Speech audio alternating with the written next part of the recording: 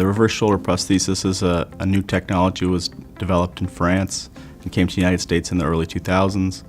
It's a technology that allows us to deal with significantly dysfunctional shoulders where we weren't able to do before.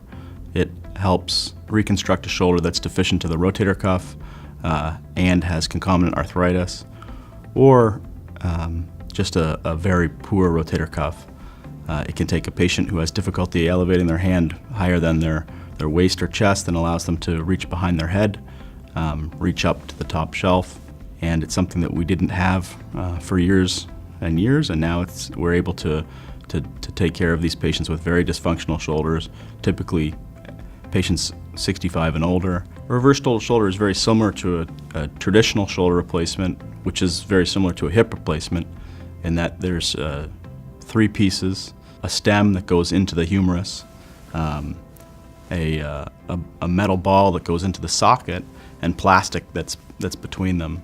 The difference between a conventional total shoulder and a reverse total shoulder is that in a reverse total shoulder, you actually put the ball, which is typically on the humerus side, onto the socket, and you put the cup, which is typically the glenoid or the socket, onto the humeral side.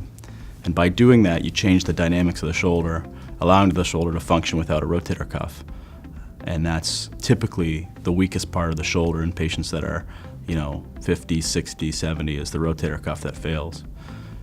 When the rotator cuff fails, the shoulder is dysfunctional, and that can lead to arthritis.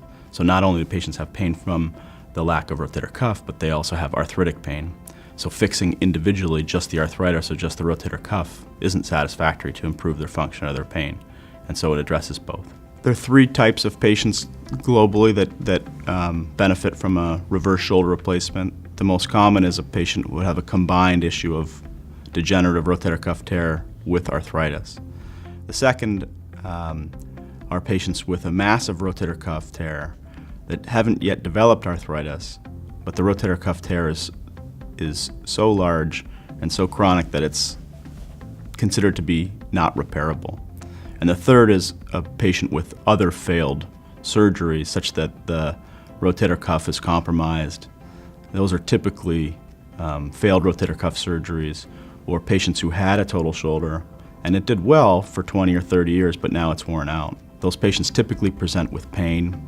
Often they present with an inability to raise their hand even to the level of their own shoulder, which we term pseudo-paralytic, which is confusing because the patients aren't paralyzed, but in so much as that their functionality for that shoulder is they're essentially paralyzed. The good thing about the shoulder is it's an hour-and-a-half surgery, a couple days in the hospital, and within 6 weeks typically they're able to elevate their hand above their head.